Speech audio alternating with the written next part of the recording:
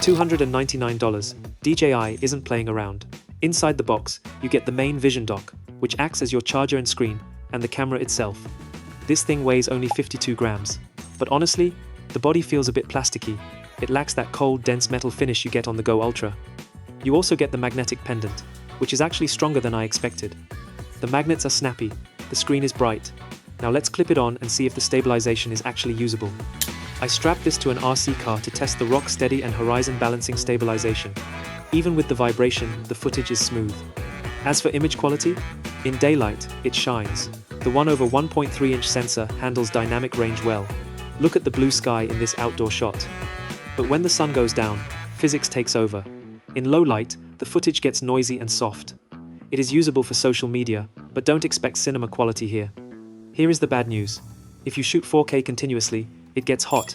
I only got around 13 to 15 minutes before it shut down, but for short clips, it is fine. So let's break it down. The pros? The size is unbeatable, the magnetic mounting is genius, and the stabilization is surprisingly good. The cons? The plastic build feels a bit cheap, and that 13 to 15 minutes overheat limit is a deal breaker for vloggers. So, who is this for? If you want the smallest 4K camera on the market, this is it.